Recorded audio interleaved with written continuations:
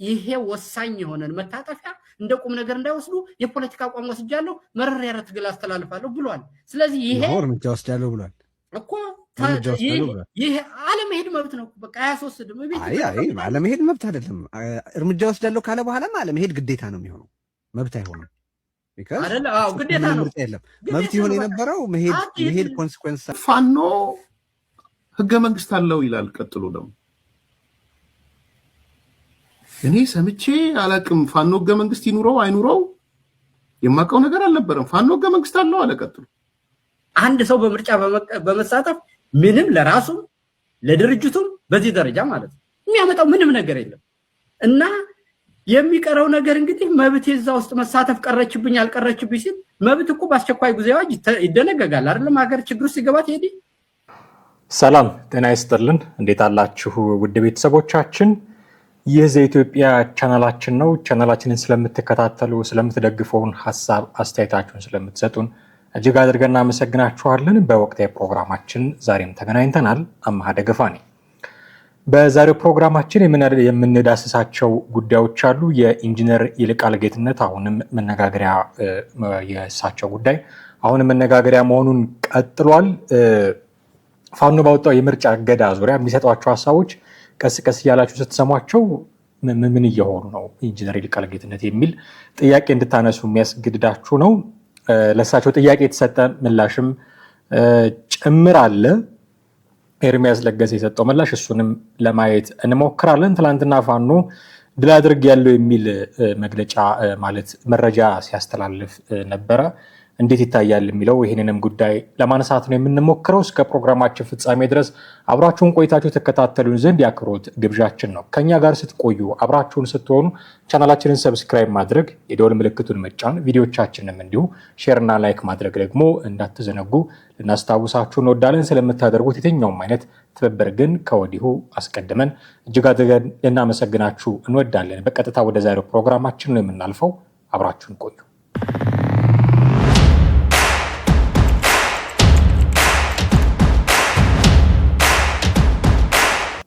እንግዲህ በመግቢያ ላይ ለማለት እንደሞከርኩት ከሞላ ጎደል ትኩረታችን የኢንጂነር ይልቃል ጌትነት ንግግር ላይ ነው። ዛሬም ትላንትናም ይህንኑ ጉዳይ ስናነሳ ነበረ።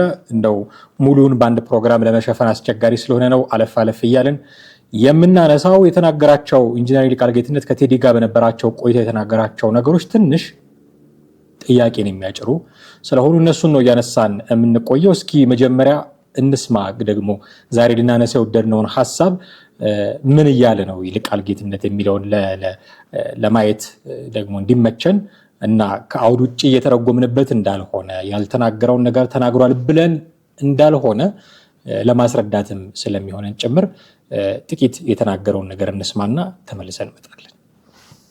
ይሄ ወሳኝ የሆነን መታጠፊያ እንደ ቁም ነገር እንዳይወስዱ የፖለቲካ አቋም ወስጃለሁ መረር ያለ ትግል አስተላልፋለሁ ብሏል። ስለዚህ ይሄ እርምጃ ወስዳለሁ ብሏል እኮ ይሄ አለመሄድ መብት ነው። በቃ 23 ደም ቤት አለመሄድ መብት አይደለም። እርምጃ ወስዳለሁ ካለ በኋላ አለመሄድ ግዴታ ነው የሚሆነው፣ መብት አይሆንም። አይደለ? አዎ ግዴታ ነው። መብት ይሆን የነበረው መሄድ ኮንሲኩዌንስ ሳይኖረው አለመሄድን ቢመርጥ። ከዚህ በላይ እኮ ብዙ ነገር አውጥቶብናል እኮ ፋኖ። ምርጫ እኮ እንደውም ቀልድ ነው ቴዲ። ቢሆን እኮ እርምጃ ወስዳለሁ የሚለው ግን በጣም ያሳስባል ነው የሰው ህይወት ላይ አያሳስብም ቴዲ፣ አያሳስብም። ቢያሳስብ ኑሮ እንደው አንተ ቅድም እንዳልከው የወዳጅ ምክር አድርገህ እንደው የበለጠ ፐርፌክሽኒስት ለመሆን ብለህ እንዲህ ቢሆን ጥሩ ነው ካልከው ውጭ ቴዲ አንድ ሰው የሚል ሰው አይመጣም። ትግል እሱ በተረጎመ መልኩ ብቻ ነው እየደገፈ ያለው። አሁን አፋብን እኮ ምርጫን ሰላማዊ ትግል አካል ነው ብሎ ካለ አንድ ሰው ለምን መንገዱን እንዳንመለስ ቅድም እንዳልኩ የፖለቲካ ውሳኔ እኮ ነው። የእንግዳይ ሰራት በጨዋታ ህግ እሱን አምኜ የእሱን ፍርድ ቤት አምኜ የእሱን ምርጫ ቦርድ አምኜ ከእሱ ጋር እወዳደራለሁ ብሎ ቢገለው ኃላፊነት የወሰደ ራሱ ነው። ኖ ቆይ አሁን አንደኛ በምርጫ ለመሳተፍ የግድ ብልጽግናን ማመን ብቻ አይደለም መንገዱ። ቅድም ተነጋግረናል እኮ ስትራቴጂክ የሆነ ምርጫ ይወሰዳል። ግን አሁን እያልኩ ያለሁት እኔ ከአፋብን አኳያ ነው። ይህንን ምርጫ የደም ድግስ ነው ብሎ ወስኗል። በዚህ ሂደት ውስጥ አለመሳተፍ እየቻልክ ጉልበት ስላለው የትርጉም የበላይነት ይኖራል እያልከኝ ነው። በመሳተፍ በሚመጣብህ ነገር ላይ እኔ በቃ ምንም ጉዳይ አይደለም ብሏል። በቃ ጉዳይ ጉልበት ስላለው የፖለቲካ ውሳኔ የበላይነት ያገኛል። ጉዳዩ አይደለም እኮ ወታደራዊ ኃይል ስላለው የትርጉሙ የበላይነት ያገኛል እያልከኝ ነው። አይደለም ኮዙ ነው የሚያሸንፈው። እንግዲህ እንደሰማችሁት ወደ ምርጫ ቦታ አለመሄድን አንዴ መብት ነው አንዴ ግዴታ ነው ቴዲ ሲያፋጥጠው ነው ራሱ ግዴታ ነው ወደ ማለት የመጣው። አለመሄድ መብት ነው ይላል።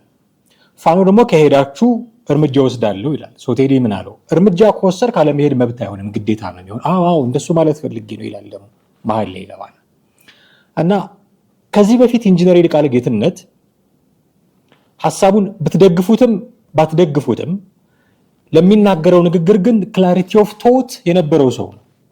የሚናገረውን ነገር ያውቃል። ጥሩ አንደበት አለው። በስነ ስርዓት ሐሳቡን የሚሸጥ ሰው ነበረ ኢንጂነር ይልቃል ጌትነት። አሁን ምንድነው የነካው?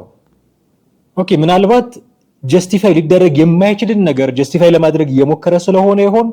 ሌላ ምክንያት አለ ኤርሚያስ ለገሰ የሚያነሳው፣ በኋላ እሱን እናነሳለን። የእኛን ምልከታ ግን እናስቀምጥ ከኤርሚያስ በፊት ብዬ ነው።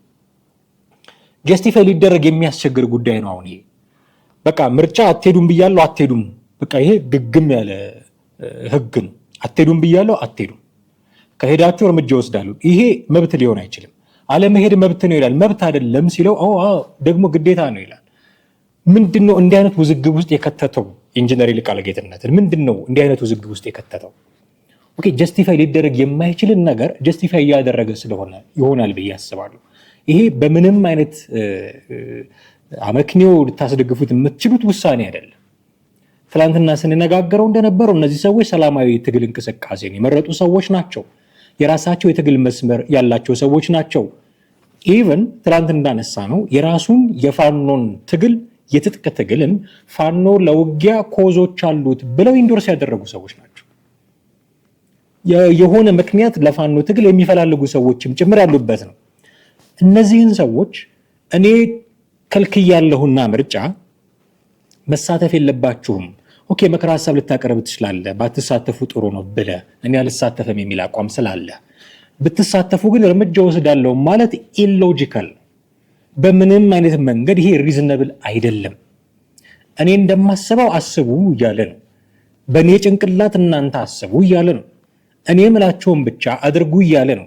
አንተ ምትለንን አናደርግም ብላችሁ አይደል እንዲጫካ የገባችሁት ከመንግስት ጋር እና እዛ ሆናችሁ እኛ ምንላችሁን ብቻ አድርጉ እንዴት ይባላል? እኔ የማስበው ብቻ ነው ትክክል እንዴት ይባላል? የኔ የትግል መስመር ብቻ ነው ትክክል እንዴት ይባላል? ይሄ በምንም አይነት መንገድ ሪዝነብል አይደለም፣ ሎጂካል አይደለም። እንዴትም አድርጋችሁ ጀስቲፋይ ልታደርጉት ብትሞክሩ ምንም አይነት ጀስቲፊኬሽን ልታምጡለት የምትችሉት አይደለም። ይሄንን ጀስቲፋይ ለማድረግ ሲሞክር ነው ኢንጂነር ይልቃል ጌትነት ነጥብ ይጣሉ። ሐሳቦቹ መብት ነው ግዴታ ነው የሚል መጣረስ ውስጥ የገባው ቅድም እንዳልኩት ነው። ምናውቀው ኢንጂነር ይልቃል ጌትነት ምናውቀው ኢንጂነር ይልቃል ጌትነት በንግግር ፍሰቱ የማይታማ በሐሳብ ጥራቱ የማይታማ ሰው ነበር። የሐሳብ ጥራት እምላችሁ ሐሳቡ ልክ ነው እያልኩኝ አይደለም። ልክም ሊሆን ይችላል፣ ልክም ላይሆን ይችላል። ደጋፊ ሊኖረው ይችላል፣ ተቃዋሚ ሊኖረው ይችላል። እሱን ማለት አይደለም። አለኝ የሚለውን ሐሳብ ግን ጥርት ያለ ሐሳብ በመያዝ ነበረ የምናውቀው። እሱን ዴሊቨር የሚያደርግበትን መንገድ የተመረጠ ነበረ። ምን እዚህ ውስጥ ከተተው? ጀስቲፋይ የማይደረግ ነገር ጀስቲፋይ ለማድረግ ሲሞክር በቃ እንዲህ አይነት ውስጥ ነገር ውስጥ የገባው ማስፈራሪያው አያሳስብም ይላል። ደግሞ አያሳስብም ማስፈራሪያው እና ምንድነው እንደውም ያለው ቅጣቱ ምንድነው? በንብርክክ መሄድ ነው እያለ ለማቃለል ይሞክራል። ያው አንድ ነገር እናንሳ እዚህ ጋር ሰው ሰብስቦ በንብርክክ ማስኬድ ሜቢ ከመግደል ጋር ሲወዳደር ዝቅ ያለ ሊሆን ይችላል። ግን እንድንለማመደው እየተደረግን ነው። በንብርክክ መሄድን እንድንለማመደው፣ ምክንያት የባሰ ሞት አለና የባሰ ኢሰብአዊ ድርጊት መፈጸም አለና ያኛው ስለሚበልጥ ይሄኛውን በቃ እንደ ተራ ነገር እንድንወስደው ልምምድ እየተደረገ ነው። ብዙ ጊዜ በጣም መጥፎ ነገር ሲመጣ በፊት መጥፎ ያልነውን ነገር እንደ ኖርማል መውሰድ እንጀምራለን። እንደ ኖርማል መውሰድ እንጀምር። ለምሳሌ አሁን ዓለም የደረሰችበት ደረጃ ይሄ የተመሳሳይ ጾታ ጋብቻ፣ የተመሳሳይ ጾታ ሴክሹዋል ኢንተርኮርስ የሚባሉ ነገሮች አሉ እንደምታውቁት። በፊት ልጆች ሆናችሁ ወላጆቻችሁ ቴሌቪዥን ላይ ወይ ፊልም ስታዩ ተቃራኒ ጾታ የሆኑ ሰዎች ኢቭን ከንግግሩ ያለፈ ጥቂት ነገር ድርጊት እንኳን ሲፈጽሙ ወዲያው ቻናል ሊቀየር ይችላል፣ ወዲያው ቴሌቪዥን ሊጠፋ ይችላል ምናምን። ተቃራኒ የሆኑ ጾታዎች ሆኑ። አሁን ግን ጉዳዩ ከዚህ ከፍ አለና የተመሳሳይ ጾታ ጉዳይ መጣ። የተመሳሳይ ጾታው ጉዳይ በጣም ከአይምሯችን በላይ ስለሆነ ከባህላችን ከሃይማኖታችን በጣም የሚቃረን ጭምር ስለሆነ በጣም የምንጠየፈው ትልቅ ነገር ስለሆነ ያኛውን አቀለለብን። ያለ እድሜያችን ማየት የማይገባንን ያኛውን የተቃራኒ ጾታዎቹን እንኳን ጉዳይ አቀለለብን። አሁን ልጆች የተቃራኒ ጾታ በጣም ትንንሽ የሆኑ ሰዎች ምናልባት የተቃራኒ ጾታ ጉዳዮችን ሲያዩ ያኛው አለ አይደል እንዴ ብሎ ይሄኛውን እንደምንም ማየት ሊጀመር ይችላል። ሶ መልመድ የማይገባንን ነገር እንድንለምድ እንደ ኖርማል እንድንወስደው የሚያደርግ ሌላ ክፉ ነገር ስለመጣ በሴሚስትሩ ይልቃል ጌትነት በሚያደርገው ነገር ውስጥ ሰውን በንብርክክ ማስኬድ የማዋረድ ጥግ ነበረ፣ የማዋረድ መጨረሻ ነበረ። ሊያውም የሽበት ዘውድ የደፉ ሰዎችን፣ ሊያውም ሽማግሌ የተባሉ ሰዎችን፣ ሊያውም አንቱ የተባሉ ሰዎችን በንብርክክ ማስኬድ ማለት የውርደት ጥግ ነው። ነገር ግን እንዲህ አርቀን በጣም ውርደት ነው ብለን የምንፈራውን ጉዳይ ደጃችን አመጡት፣ ኖርማላይዝ ያደረጉት። በምን? ከዚህ የባሰ ግድያም አለ በሚል ትርክት ደግሞ ሲገድሉን በማሳየት እነዛ 3 ሴቶች ትዝ ይሏቸዋል። አስረስ ማረ ዳምጤ አምኗል ገድለናቸዋል ብሎ የጦርነት ቀጠና ውስጥ የተገኙት ከጠላት ጋር ቆጥረናቸዋል፣ ስለዚህ ገድለናቸዋል ብሏል። ሌሎቹን ትተን ያመነውን እናውራ ብንል እንኳን ስለዚህ መግደልም አለ ለካ። አሬ እነዚህማ ጥሩ ነው በንብርክክ የሄዱት በጣም ጥሩ ነው እንዲህ መግደልም አለ ብለን የውርደት ጥግ ያልነውን በንብርክክ ማስኬድ ኖርማላይዝ አደረግነው። ከዛ መጣ አሁን ኢንጂነር ይልቃል ጌትነት ማስፈራሪያ አያሳስብም፣ ምንድነው ሊያደርጉ የሚችሉት? በንብርክክ ማስኬድ ነው አለ፣ አቀለለው። እሱም እኮ የውርደት ጥግ ነበረ። ግን እነዚህ ሰዎች በንብርክክ በማስኬድ ብቻስ ነው የሚፋቱት? የጦርነት ቀጠና ውስጥ ገብቷል ብለው ያመኑትን ሰው ከጠላት ጋር ተባብሯል፣ ከጠላት ጋር ሰርቷል፣ እነሱ ጠላት የሚሉት መንግስትን ነው፣ ከመንግስት ጋር ሰርቷል ብለው የሚያስቡትን ሰው እንኳን ፖለቲከኛውን እንኳን ሊመርጥ የወጣውን ልትሰልሉ የመጣችሁ ናችሁ ብለው ነው 3ቱን ሴቶች ታስታውሳላችሁ። አንዷን መስማት መናገር የማትችል ነበረች። 3ቱን ሴቶች ገድለናቸዋል ብለው በአፋቸው የተናገሩት። አሁን ልመረጥ ነው የሚሄደው የሚለውን ልመርጥ ነው የሚሄደው የሚለውን በንብርክክ ብቻ ይለቁታል እነዚህ ሰዎች። ኢንጂነር ይልቃል ጌትነት እንደሚለው በንብርክክ በማስኬድ ብቻ ይለቋቸዋል ብላችሁ ታስባላችሁ? ምንድን ነው የነካው ይልቃል ጌትነት? የፖለቲካ ውሳኔ ነው ይሄ ይላል። የፖለቲካ ውሳኔ ነው። የእነሱን ፍርድ ቤት አምኜ ለምርጫ ሄዳለሁ ብሎ ፋኖ ቢገጥለው የራሱ ውሳኔ ነው ብሎ ደግሞ ያቀላል። እንዴ ለምንድን ነው የሚገለው ፋኖ? ካመነስ የመንግስትን ፍርድ ቤት ካመነስ የፓርቲ ሰው የምርጫ ቦርድ እንቅስቃሴን ካመነስ እንደ አንተ አትመን ብለህ ልታስገድደው ነው እንዴ? አትመን ብለህ ምክንያቶችን ልትደረድር ትችላለህ። ካመነ የራሱ ጉዳይ፣ ካላመነም የራሱ ጉዳይ። አይ እኔ ያልኩት ብቻ ነው ትክክል፣ እነሱም የሚታመኑ አይደሉም ከሄድ ከገለ አይባልም። የፖለቲካ ውሳኔ እንዴ የፖለቲካ ውሳኔ ውስጥ ነው መግደል አለ እንዴ? ዝም ብሎ ምን አይነት ህግ ነው ለማምጣት የምትፈልጉት እዚህ ሀገር ላይ? ይህ በፍጹም እኮ ሊሰራ የሚችል ነገር አይደለም። እኔ እንዴት በየትኛው ውስጥ ጭንቅላት እያሰበው ነው ይልቃል ጌትነት? ሪሊ ፖለቲከኛ ነበር፣ የፖለቲካ ፓርቲ ይመራ ነበረ ብሎ ሰው ለማያውቀው ሰው ይህንን ሰው ማስተዋወቅ ይቻላል? አሁን ሪሊ እንደዛ ማሰብ ይቻላል? የፖለቲካ ውሳኔ ነው። እነሱ ፍርድ ቤቱን አምነው የሚሄዱ ከሆነ እኛ ብንገላቸው የራሳቸው ጉዳይ ነው፣ ያንተ ጉዳይ ነው እንጂ መሄድ የሚፈልጉትን ሰዎች አትሄዱም ብለህ መምረጥ የሚፈልጉትን ሰዎች አትመርጡም ብለህ መምረጥ የሚፈልጉትን ሰዎች አትመረጡም ብለህ ስታበቃ የእነሱ ጉዳይ ነው። ልትል አትችልም፣ ያንተ ጉዳይ ነው። በመንገዳቸው ጣልቃ የገባኸው አንተ ነህ። በመንገዳቸው ጣልቃ የገባኸው ፕሮሰስ አለ፣ የምርጫ ፕሮሰስ። ቢያምኑትም ባያምኑትም አንዳች ለህዝብ የጠብ የማደርገው ነገር በዚህ መስመር በኩል አለ ብሎ የሚያምኑ ሰዎች ናቸው። ስለዚህ በዛ መስመር እየተመላለሱ ነው። በመንገዳቸው ገብተህ የማይሆን ህግ ያወጣኸው አንተ ነህ። ይህንን ህግ አውጥተህ ስታበቃ ብትሄዱ ገድላችኋለሁ እና የራሳችሁ ጉዳይ ነው አይባልም። ያንተ ጉዳይ ነው፣ ልክ ያልሆነ ጉዳይ ነው እንደውም አይባልም። ከዛ ምን አለ? በመሳተፍህ በሚመጣብህ ነገር ጉዳይ አይደለም። ኦኬ፣ ምርጫ በመሳተፍህ ምክንያት ልገድልህ እችላለሁ፣ በንብርክክ ላስኬድህ እችላለሁ፣ አይቀጦ ቅጣት ልቀጣህ እችላለሁ። ይሄ ያንተ ጉዳይ ነው፣ የኔ አይደለም። ሃው እንዴት ነው ይሄ የሚሆነው? ማለት እንዴት እያሰበን ያለው ኢንጂነር ይልቃል ጌትነት በጣም ጭንቅላት የሚፈትን ጉዳይ ነው። ከዛ ምን አለ? በፋኖ ህገ መንግስት መሰረት በፋኖ አስቸኳይ ጊዜ ብንሰማው ይሻላል። አይ ቲንክ ቀጥሎ የተናገረውን ነገር እንስማውና እንመለሳለን። አንድ ሰው በምርጫ በመሳተፍ ምንም ለራሱም ለድርጅቱም በዚህ ደረጃ ማለት ነው የሚያመጣው ምንም ነገር የለም እና የሚቀረው ነገር እንግዲህ መብት የዛ ውስጥ መሳተፍ ቀረችብኝ አልቀረችብኝ ሲል መብት እኮ በአስቸኳይ ጊዜ አዋጅ ይደነገጋል አይደለም? ሀገር ችግር ውስጥ ሲገባ ትሄዲ ተው አግጃለሁ ምንድነው በአጠቃላይ እኮ በፋኖ የአስቸኳይ ጊዜ አዋጅ መሰረት ምርጫውን አግጃለሁ አለ። በቃ እንደው በቀላል ቋንቋ ምክንያቱም የደም ድግስ እየተደገሰ ስለሆነ ይሄንን የደም ድግስ ለማስቆም በፋኖ ህገ መንግስት መሰረት የአስቸኳይ ጊዜ አዋጅ አውጄ የፖለቲካ መብት አግጃለሁ አለ። እንደሰማችሁት ነው። ይልቃል ጌትነት ምን አለ? መጀመሪያ በምርጫ በመሳተፍ ማንኛውም አካል በዚህ ጊዜ የሚያመጣው ነገር የለም።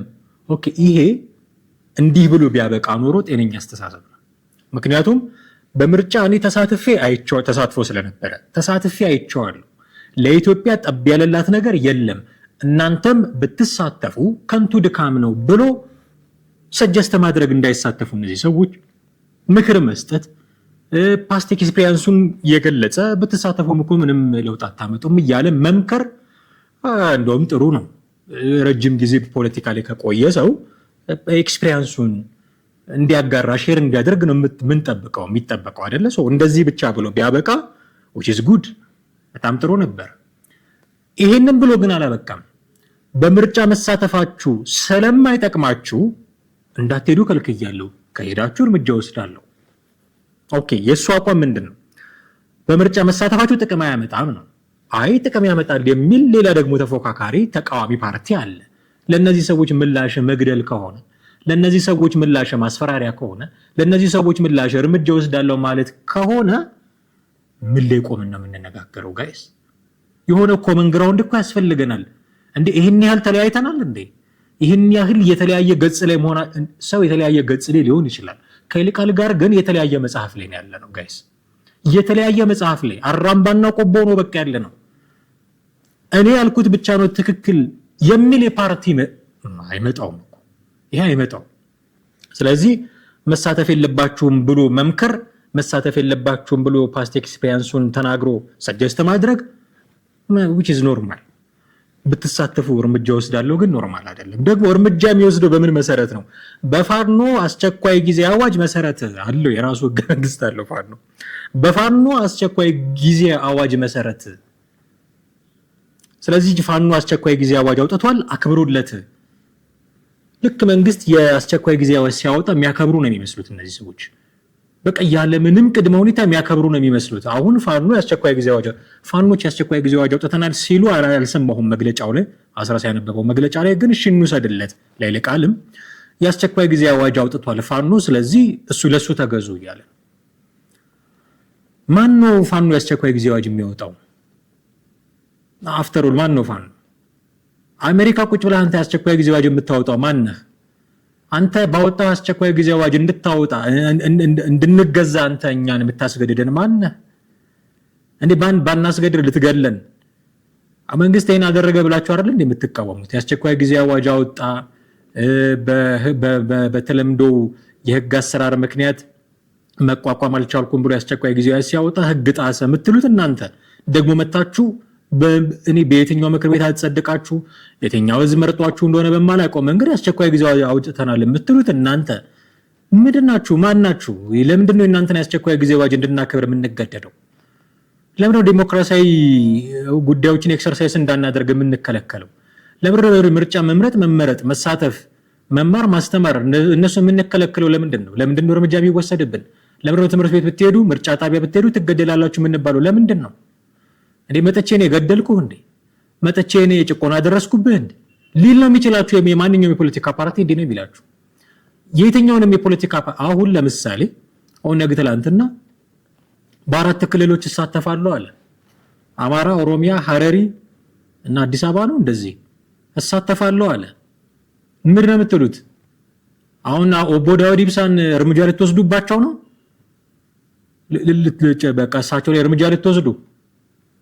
ይሄ በጣም አሳሳቢ ነገር ነው። ይልቃል ጌትነት እንዴት አስችሎት እያወራ እንዳለ አላውቅም። የአስቸኳይ ጊዜ አዋጅ ምናምን ቅዠት ነው የሚሆነው። የፖለቲካ መብትን አግጃለሁ፣ በአስቸኳይ ጊዜ አዋጅ መሰረት የፖለቲካ መብትን አግጃለሁ። እኮ ቀስ እያላችሁ እየሰማችሁት በሄዳችሁት ቁጥር እንዴት ነው የምንስማማው ከዚህ ሰው ጋር ነው የምትሉት። ቅድም እንዳልኳችሁ የተለያየ ገጽ ላይ በቃ የተለያየ ሀገር ላይ እየኖርን ስለሆነ ይሆን እንደዛ ብለን እንጠርጥር አላውቅም። ግን በቃ በጣም የተራራቀ ሁኔታ ላይ ነው ያለ ነው። የፖለቲካ መብታችሁን አግጃለሁ። የፖለቲካ መብታችን ታግዷል ብላችሁ አይደል እንደ ጫካ የገባችሁት? እንደዛ ምንድነው የሚለው ኦሮሚያ ክልል ውስጥ እኮ የፖለቲካ መብት ኤክሰርሳይዝ ማድረግ አልቻልንም፣ መምረጥ እንደዚህ መመረጥ አልቻልንም፣ የሰብአዊ መብትም ታግዶብናል ብላችሁ ጫካ የገባችሁ ሰዎች አሁን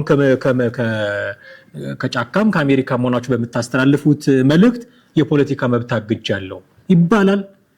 ለራሳችሁ ውስጥ ጥቅም ነው ይሄ? አይሆንም እኮ። ነገ ከነገ ወዲያ እነዚህ ሰዎች እንደው ብሎላቸው የሀገርን ስልጣን ቢይዙ ሊያደርጉ የሚችሉትን ነው ጫካ ሆነው እያደረጉ ያሉት ብትባሉ ምንድነው ምላሻችሁ? አረ ቆም ብላችሁ አስቡ እንዴ! የትጥቅ ትግልም እኮ አይነት አለው። በጣም ቆም ብሎ ማሰብ ያስፈልጋል። ለምን ቅድም አንዳንድ ጉዳዮች ስናነሳ ነበረ። ለምንድን ነው እንዲህ ሆነው ይልቃል ጌትነት ምናልባት ጀስቲፋይ የማይደረግ ነገርን ጀስቲፋይ ለማድረግ እየሞከረ ስለሆነ ነው ስንል አልነበር? ኤርሚያስ ለገሰ ደግሞ ይመጣና ሁለት ነገር ያነሳል። አንደኛው ሰርቲፊኬት ፍለጋ ነው፣ ሁለተኛ የሻቢያ ወዳጅ ስለሆነ ነው ይለናል። ኤርሚያስን ጥቂት ሰምተነው እንመለስ።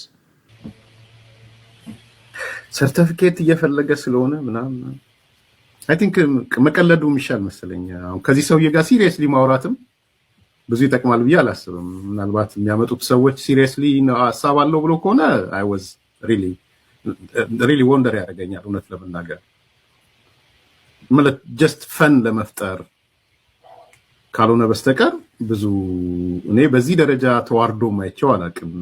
የፖለቲካ እውቀቱ በዚህ ደረጃ የዘቀጠ መስሎኛ አያውቅም። ባይ ዘ ዌይ ትልቁ ችግር ለሻቢያ ስትገረዱ የሻቢያ አተላ ተሸካሚ ስትሆኑ ይሄን ነው የምትሆኑት። በነገራችን በደንብ ላስምርላችሁ። ሳምበዲ የሻቢያ አሽከር ከሆነ ጀምሮ አተላ ተሸካሚ ከሆነ ጀምሮ ህሊናውን ቆርጦ መጣል አለበት። አንዱ ህግ እሱ ሩል ነምበር 1 ሻቢያ ጋር ከተጠጋ ጭንቅላትን ቆርጦ መጣል አለበት። ቢኮዝ ዩ ካንት ሻቢያን ጀስቲፋይ አታደርጉት ማለት የኤርትራ መንግስትን ጀስቲፋይ ታደርጉታላችሁ? በዲሞክራሲ በህገ መንግስት በምርጫ በኢኮኖሚ በሊበራል በሆኑ ነገሮች በፍጹም ጀስቲፋይ ልታደርጉት አትችሉም።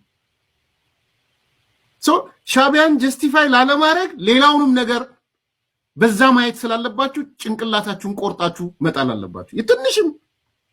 ትንሽም እውቀት ያላት ጭንቅላት ካላችሁ ማለት ነው። እና እንዳትደነግጡ። አሁን ብዙ ሰው በአንዳርጋቸው በምናምን በወዲ ሻቢያ ወዲ ሻቢያ ንዩት ታውቁታላችሁ። ወዲ ሻቢያ ስድቡን አይታችሁ ታውቃላችሁ? ሲጽፍ ከገጽ 1 እስከ ገጽ 10 ስድብ ነው። ወዲ ሻቢያ ምንም ዕውቀት አታገኙም ንግግር ውስጥ። ለምንድነው ወዲ ሻቢያ በዛ መጠን የስድብ ጎተራ የሆነው ብላችሁ ራሳችሁን ብትጠይቁ ቢኮዝ ከሻቢያ ጋር ከሆንክ ሻቢያን ጀስቲፋይ ማድረግ ስለማትችል ለሌላውም ጀስቲፋይ ልታደርግ አትችልም። እንግዲህ በኤርሚያስ ግንዛቤ መሰረት ሰርተፍኬት እየፈለገ ነው። ይሄ አሳይለም ጉዳይ አለ። መንግስትን መቃወም ምናልባት ለዚህ አስተዋጽኦ ያደርጋል የሚል ግምት አለ መሰለኝ። ለዛ ነው ይሄን እያደረገ ያለው የሚል ግምት አለ። ሌላኛው የሻቢያ ወዳጅ ስለሆነ ነው። የሻቢያ ወዳጅ ስትሆን ጀስቲፋይ የማይደረግ ነገር ጀስቲፋይ ለማድረግ ትሞክራለህ የሚል ግምት ነው ያለው ኤርሚያስ ለገሰ ማለት ነው። እነዚህ ጉዳዮች ሆኖ ይሆን ምን ነክቶት ነው ኢንጂነር ይልቃል ጌትነት በዚህ መጠን በጣም እኔ ከከፍታ ላይ እንደወረደ ነው የምቆጥረው። በነገራችን ላይ ቅድም ስለነበረው የነበረውን ይልቃል ጌትነት ስለምናውቀው የነበረውን ይልቃል ጌትነት እንዴት ይናገር እንደነበረ ስለምናውቀው ይሄ አሁን የሚያደርገው ንግግር በነገራችን ላይ መንግስትን ያሳጣልኛል ብሎ ከሆነ አይ ዶንት ቲንክ መንግስትን ነጥብ ያስጥልልኛል ብሎ ከሆነ አይ ዶንት ቲንክ ነጥብ ያስጥል የነበረው መንግስትን ያ ክሪቲክሱ በጣም አስፈላጊ የሆኑ ክሪቲክሶች ይሰጥ ነበረ። ስለ ብሔር ፖለቲካና ስለ ሲቪክ ፖለቲካ ልዩነት በሚናገርበት ጊዜ የዲሞክራሲያዊ መብቶችን ኤክሰርሳይዝ ማድረግ ያልቻለባቸውን ምክንያቶች በሚዘረዝርበት ጊዜ ያኔ በጣም የሚገራርሙ ክሪቲክሶችን ይሰጥ ነበረ። ይሄ ውሃም ያነሳ ጉዳይ አይደለም። እንደው ኤርሚያስ ለገሰ እንዳለው እንደው ፈን ለመፍጠር ታስቦ ልትጋብዙት ካልሆነ በስተቀር ይሄን ያህል ሪሌቫንት የሆነ ሰው የሆነ አይደለም ከቅርብ ጊዜ ወዲህ እያለ ነው። እና በዛ ደረጃ ልናየው ካልቻልን በስተቀር በጣም አስቸጋሪ ነው። እንደው ሐሳብ አንስተዋል ብላችሁ በሐሳቡ ላይ ለመወያየት እንኳን በሚያስቸግር ደረጃ ነው ያለው። አንድ የመጨረሻ ጉዳይ እናንሳ። የዛሬውን ፕሮግራማችንን ከማብቃታችን በፊት ታይቶ የማይታወቅ ድል አስመዝግበናል እያሉ ነው ፋኖች እና ከነሱ በውስጥ መስመር ተልኮልኝ ብሎ ደግሞ ስታሊን የዘገበው አለ። ቆይ እስቲ የስታሊንን አዘጋገብ ጥቂት እንስማው። አሁን የደረሰን የፋኖ ቀደም ብዬ የገለጽኩት የፋኖ ኃይሎች ዛሬ ውሎ በተመለከተ አሁን ልከውልን ነው ተመልካቾች። በአጠቃላይ ዛሬ መጋቢት 9 2018 ዓ.ም እስካሁን በተካሄደው ውጊያ ይላል 6 ዲሽቃ 20 ብሬን 1104 ክላሽ 15 ፓትሮል በጣም ብዙ ፓትሮል ነው 29 ሌሎች ተሽከርካሪዎች ከ500,000 በላይ የክላሽ የብሬንና የዲሽቃ ተተኳሾች 64 የመገናኛ ሬዲዮዎች 65 አብራሪው ጠመንጃ 500 በላይ የእጅ ቦምቦች 418 ሰራዊት መማረክ ተችሏል። 418 ሰው ተማርኳል። ዛሬ በዚህ ውጊያ 651 በላይ የጠላት ኃይል ተደምስሷል። በርካታ ወታደራዊ ቁሳቁሶችም ገቢ ተደርጓል ብሎ ዛሬ የፋኖ ኃይሎች ያወጡት ሪፖርት ነው። በጣም ከበድ ያለ እንትን ነው የነበረው። በዚህ አጋጣሚ ኦኬ ታይቶ የማይታወቅ ስንቴ ነው እንመለስበታለን። ልከውልኝ ይላል። ልከውልህ አይደለም ስታሊን ገብረስላሴ ልከውልህ አይደለም። አስረስ ማረ ዳምጤ ፖስት ያደረገውን አይተህ ነው። ፖስት ባደረገው ቅጽበት ብዙ ሺዎች ያዩታል። በውስጥ እንደተላከልህ የሆነ ግንኙነት እንደፈጠረክ ባታስመስል ጥሩ ነው። ሌላ ሰው የማያውቀውን መረጃ ብሬኪንግ ኒውስ አድርገህ እንዳወጣው ባታስመስል ጥሩ። ልከውልህ አይደለም። ልክ ለጥፎት ስታይ አስረስ ማረ ዳምጤ ከዛ ላይ ያነሳኸው እሱ የጻፈውን ነው መልስ ያነበብክልን። አዲስ ነገር አይደለም። ይልቅስ አዲሱ ነገር ታይቶ የማይታወቅ የሚለው አገላለጽ ነው። ስንቴ ነው ታይቶ የማይታወቀው? ስንቴ ደብረ ታቦርም ሲገቡ ታይቶ የማይታወቅ ድል ተብሎ ነበረ። ወልዲያ ዙሪያ ሲደርሱም እንደዚያ በርካታ ገና ይሄ ትግል ሲጀመር ጀምሮ ባህር ዳርና ጎንደርን ያደረጉትን እናውቃለን። እና ታይቶ የማይታወቅ ድል ይሄ የማን ዘመቻ ነው? ባንተ ነው እንደዚህ ነው ያሉት። የማን ዘመቻ መቶ ተራሮች ሲሉ አልነበር እንዴ? ዘመቻ ማንዴላ ሲሉ አልነበር እንዴ? እነዛ ሁሉ ዘመቻዎች የት ገብተው ነው አሁን ዘመቻው ባንተ ምናምን ብለው ሌላ ነገር የሚያመጡ? ታይቶ የማይታወቅ ሁሉም ታይቶ የማይታወቅ ነው እንዴ? አየነው እኮ ከ2 ከ3 ቀን በኋላ ደግመህ በሙሉ አፍ የማታነበውን መረጃ ዛሬ ማንበብ ምናልባት ልክ ላይሆን ይችላል። ከ2 ከ3 ቀን በኋላ ደግሞ የፈለግነውን ነገር አሳክተናል ለቀን ወተናል የሚል ዜና ልትሰሩ ነው። which is obvious ልትሰሩ ነው። እና ሁሌ እንደዚህ አይነት ነገር አይሰለችም እንዴ? የቅርብ ጊዜውን እናንሳ። የደብረ ታቦር ገቡ። ደብረ ታቦር ከተማ አውደሙና ወጡ። በቃ ሌላ ምንም ፕሮግረስ ያደረገ ትግል እንኳን የለም። ምንም ፕሮግረስ ያደረገ የለም። ከተማ ውስጥ መግባት ሲቪሊያንሱን እንደሚጎዳው እንኳን ያውቃሉ እኮ፣ ግን ለሱ ጥንቃቄ እንኳን ማድረግ አይፈልጉም እነዚህ ሰዎች። እና ሁሌ እየመጡ 2 3 ወርም እየጠበቁ ሳምንትም 15 ቀንም እየጠበቁ ታይቶ የማይታወቅ ድል፣ ይሄን ያህል ዲሽቃ፣ ይሄን ያህል ተተኳሽ፣ ይሄን ያህል ኤፍኤስአር ምናምን። ይሄንን ስትሉን እኮ ይሄው 3 ዓመት ሊሞላችሁ ነው። 3 ዓመት ፈቅ ያለ ትግል አለ፣ ፕሮግረስ ያደረገ ትግል አለ። ሁሌ ታይቶ የማይታወቅ ወልዲያም ድረስ ታይቶ የማይታወቅ ደብረ ታቦርም ድረስ ታይቶ የማይታወቅ አሁንም ታይቶ የማይታወቅ ነገርኩ። ከ2 ቀን በኋላ ደግመህ እኮ አትዘግበውም ይሄን ዘገባ። ከ2 ቀን በኋላ የሆነ የመከላከያ ኃይል መጥቶ ሲያስወጣቸው ምንድነው የሚሉት? የምንፈልገውን አሳክተናል፣ ምን ማድረከውን ማርከናል፣ ስለዚህ ምንድነው ስልታዊ ማፈግፈግ ነው ሊሉን ነው። ለመድ ነው ሰውም ለመደው። ከዚህ በኋላ ምናልባት በእንዲህ አይነት መረጃ ከዚህ በኋላ የሚሞኝ አለ ብዬ እኔ አላስብም። ይልቅ ጥንቃቄ ማድረግ የሚያስፈልገው እንዲህ አይነት እርምጃዎች ከተማ ያለውን ሰው ይጎዳሉ። ንግድ ባንክ ጋር የደት ፎቶ ተነስታል ማለት ከተማ ተቆጣጥራል ማለት አይደለም። ቲፒኤልኤፍም ይሄንን ሲያደርግ ነበረ። በነገራችን ላይ ይሄ የፎቶ ፖለቲካ፣ ጦርነቱን በፎቶ ማሸነፍ አትችልም በፎቶ ማሸነፍ። እኔ ስለ የቃል ጌትነት ስናወራ ነበር አይደል ቀደም። ከዚህ በፊት አምልጦት ይሁን እርግጠኛ አይደለም የተናገረው ነገር አለ። ብዙ ጊዜ ኮታ አደርጋታለሁ። በዚህ ጊዜ መንግስትን በትጥቅ ወይ በመሳሪያ ታግሎ ማሸነፍ አይቻልም፣ ሁሉን አቀፍ ትግል ማድረግ አለብን፣ ህዝባዊ ቢተኝነት፣ የዲፕሎማሲ ምናምን እያለ ሲተነትን ነበር። ብትሰሙት ጥሩ ሳይሆን አይቀርም ይልቃል ጌትነት እሱ እንኳን አያምናችሁም እንኳን እኛ ማለት እኮ ነው። ልታሸንፉት አትችሉም በጦርነት እያለ ነው። ምክንያቱም አሁን የቴክኖሎጂ ዘመን ነው። እንደ ድሮ ዝም ብለህ በሆነ ዲሽቃ ታንክ ምናምን የምትዋጋው ውጊያ አይደለም። ያለው የአየር የበላይነት ያለው የቴክኖሎጂ የበላይነት ለመንግስት ነው ፌቨር የሚያደርገው which is obvious ማለት ነው። ስለዚህ 2 ቀን 3 ቀን የተቆጣጠርከውን ከተማ ነገ ከነገ ወዲያ ለቀኸው እንደምትወጣ እያወቅ ከተማ ገብተህ ለብር ነው መሰረተ ልማት እንዲወድም ምክንያት የምትሆነው? ለምንድን ነው ሲቪሊያንስ እንዲጎዱ ምክንያት የምትሆነው? ከተዋጋ የሚዋጋ አካል አለ አይደል? ከሱ ጋር አትዋጋም? ህዝቡን ለምንድን ነው መሸሸጊያ የምታደርገው? ህዝቡን መሸሸጊያ ቆሜልሃለሁ የምትለውን ህዝብ መሸሸጊያ እያደረግህ እሱ እንዲጎዳ ለምንድን ነው ምክንያት የምትሆነው? ይሄን በደንብ ሪሊ ከልብ ማሰብ ያስፈልጋል ማለት ነው። ይሄን ለማለት ነው ውድ ቤተሰቦቻችን የይልቃል ጌትነትንና ፋኖ ትላንት አስመዘገብኩኝ ያለውን ድል አስመልክቶ አንዳንድ ነገሮችን ለማንሳት የወደድነው ውድ ቤተሰቦቻችን እንግዲህ በርካታ ሐሳብ አስተያየቶች እንደሚኖራችሁ እንጠብቃለን። እስካሁንም ይሄንን ስታደርጉ ነበረ። የትኛውም አይነት ሐሳብ አስተያየት ሲኖራችሁ ልታደርሱን እንችላላችሁ። በጨዋነት ቢሆን ይመረጣል። ሌሎችን የምንተችበትን ነገር እኛ ባናደርገው፣ ሌሎች ሲሰዳደቡ ጥሩ አይደለም፣ ለፖለቲካው ጥሩ አይደለም እያለን እኛ ጥሩ ያልሆነ ንግግር መነጋገር ስለማይጠበቅብን በጨዋ መንገድ ሐሳቦቻችሁን ብታጋሩ ለሚቀጥሉት ፕሮግራሞቻችን ግብአት ይሆኑናል። ጥያቄዎች ካሏችሁ እኛን የሚመለከቱ ጉዳዮች፣ እኛ ያነሳናቸውን ሐሳቦች፣ የእኛን ምልከታዎች የሚመለከቱ ጥያቄዎች ካሏችሁ ለመመለስ ዝግጁ ነን። የተለያዩ መረጃዎችንም ልትሰጡን ትችላላችሁ። በዚሁ አጋጣሚ ስለምታደርጉልን ትብብር ግን እጅግ አድርገን ልናመሰግናችሁ እንወዳለን። ዘኢትዮጵያ ቻናላችን ብዙ ተመልካች እንዲኖራት ብዙዎች ጋር እንዲደርስ የእናንተ አስተዋጽኦ ከፍተኛውን ድርሻ ይወስዳል። ስለዚህ ቻናላችንን ሰብስክራይብ ማድረግ፣ የደወል ምልክቱን መጫን እኛ ከእናንተ የምንጠብቀው ትብብር ነው። ቪዲዮቻችንንም ደግሞ ሼር እና ላይክ ብታደርጉልን እንዲህ ያሉ ፕሮግራሞች ብዙዎች ጋር እንዲደርስ ምክንያት ትሆናላችሁን። እሱንም ብታደርጉልን እጅግ ደስ ይለናል። የዛሬውን እናበቃለን። አማሃ ደገፋ ነበርኩኝ። በሚቀጥለው ርዕሰ ጉዳይ ደግሞ በሌላ ጊዜ እንዲሁ ደግመን እንገናኛለን። እጅግ አድርገን እናመሰግናችኋለን። ጤና ይስጥልን።